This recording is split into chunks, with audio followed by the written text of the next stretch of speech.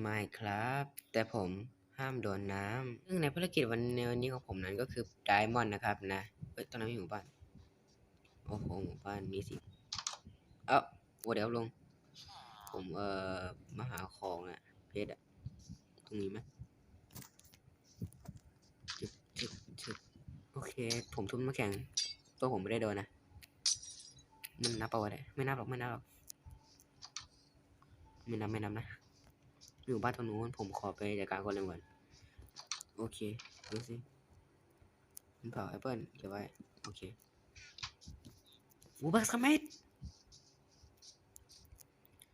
แบ็กสมิธโอ้ช้าเปียเดี๋ยวก็เจอเพชรละนี่ไงต้นตอของปัญหาทุกอย่างอ้าวอ้า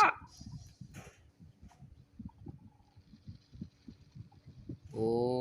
เคผมไม่เจอเพชรเอาเป็นว่าคลิปนี้ผมแพ้แล้วกันนะขอบคุณที่รับชมนะทุกคนบาย